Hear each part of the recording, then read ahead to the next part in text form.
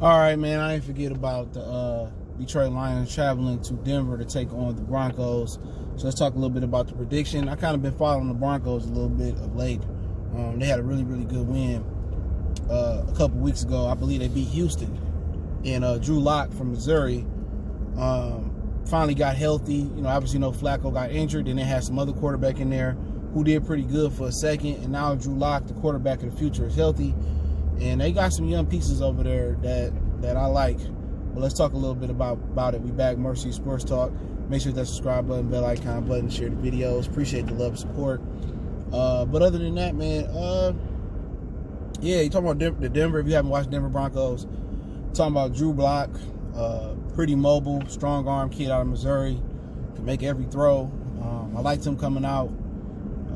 Don't know too much about his overall, just integrity as a person, but in college, he had 3 different offensive coordinators. Last week, he struggled a bit in the snowstorm with Kansas City, and their defense looked like an A++ defense versus Missouri, but they've been playing better of late. Gave Brady some problems, and now that it's a little bit of film on Drew Lock as a professional football player, I think the league gonna start to adjust to him a little bit. So, but they got Philip Lindsay. He kind of struggled this season because of the lack of consistency at the quarterback position. And, you see that with a lot of good backs. That's why a lot of the backs that get drafted high, Leonard Fournette, Christian McCaffrey, Ezekiel Elliott, he got lucky because the Cowboys had a good core. But a lot of backs that get drafted high, unless you super, super special, they kind of struggle, man. And if they was with the Bradys and the Mannings of the world early on in their career, they probably would have better stats than they have. And plus, you take all those hits the first 3 or 4 years of your contract, 5 years, and you pretty much wasting your time. But with Philip Lindsay, he was undrafted, but ended up going to a bad situation in Denver. He a local kid, but I like him. Catch the ball at the backfield, can run. Got some good speed on him, and he's gonna be a problem Sunday, especially if the weather is a little bit funny. But Cortland Sutton out of SMU, I believe it is, big, tall, physical receiver. He's gonna be a problem for years to come. Obviously, T.J. Hockenson teammate Noah Fant, he on the Broncos. Obviously, tight ends have problems getting adjusted to the league. The system, you got to learn the blocking system, the line audibles, a lot of you got to learn the slot. Sometimes you got to learn the X spot. Sometimes you got to learn the fullback, the H-back slot. So it's a lot to know. So it takes tight ends a few years to get acclimated to the league. But he was starting over T.J. Hockenson at Iowa. So I think Hockenson and Noah Fant going to be solid pros. Just take some time to get acclimated to the physicality and the speed, and then the playbook of knowing multiple positions. I mean, a tight end position, a tough position to get used to. Like I said, Mike Ditka still has the best statistical tight end season in NFL history. And how long ago was that?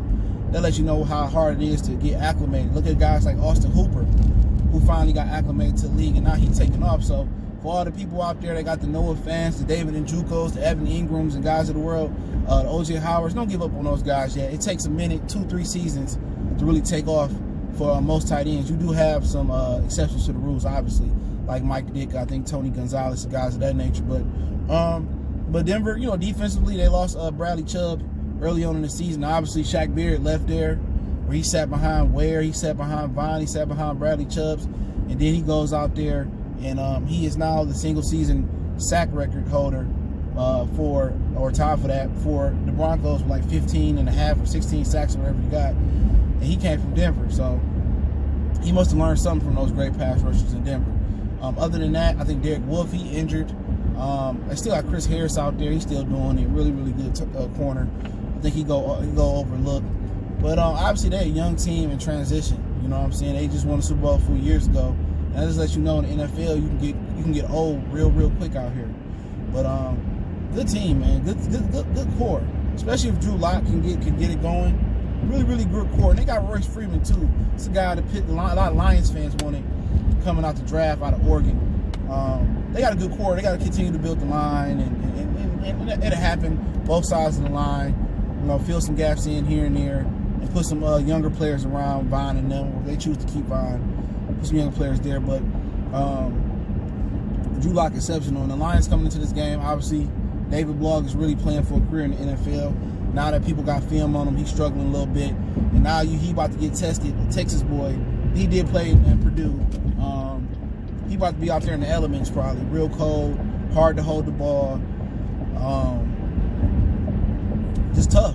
This is going to be a tough situation for him, especially if Bo Scarborough and can't get the run game going with West Hill and some of those guys. It's going to be a tough game, man. If you can't run the ball at elements, well, your short passing game better be on point. Or you better be able to use the advantage of your guy know what route he running and hoping defenders slip. But the Lions, they got to run the ball somewhat effective or had a short passing game effective in this game. But defensively, I mean, it's all about stopping Philip Lindsay and limiting Drew Locks, to being in the pocket and taking away Cortland Sutton and making somebody else beat them. They did trade Emmanuel Sanders. So they went young across the board. And keying in on Philip Lindsay is a huge piece of that game. Really, this game don't mean much at all.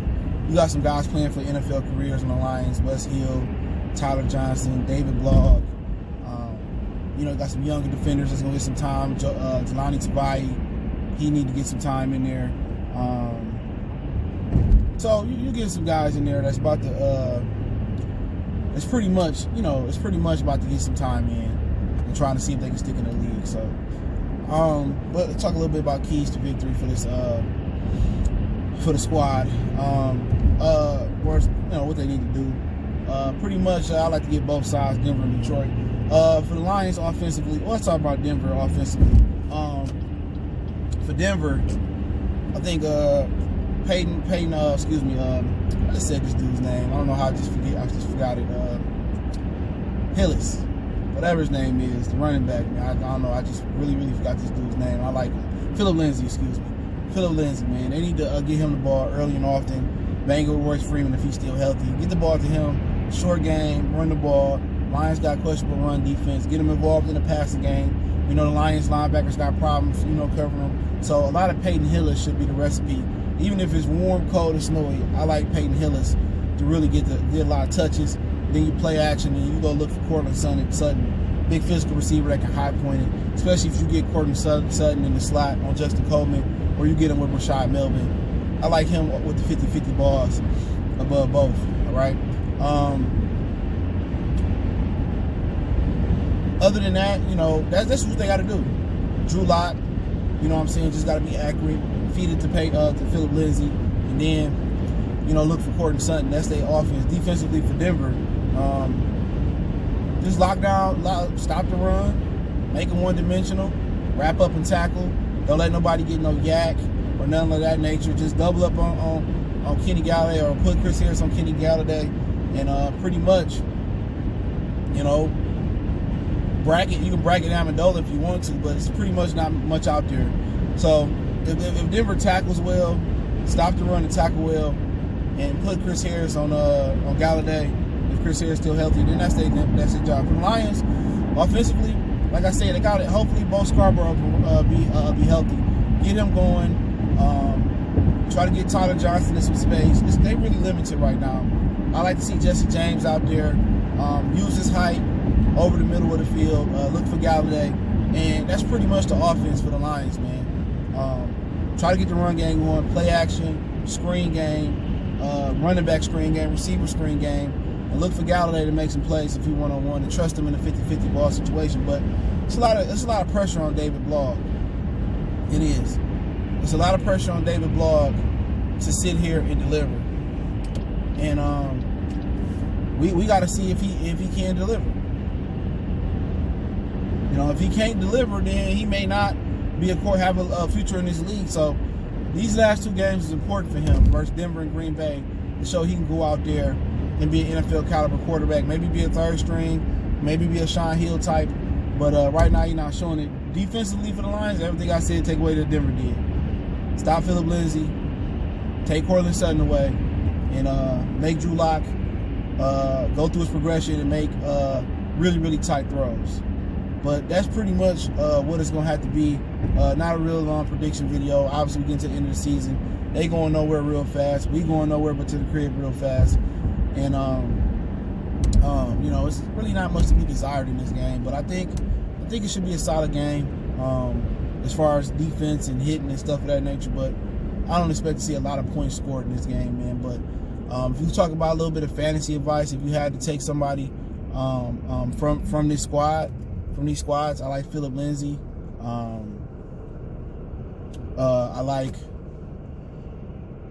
Phillip Lindsay. Maybe Courtland Sutton from Denver, and pretty much that's it. Lions-wise, neither one of these. I mean, you could take the defenses, especially if the weather bad.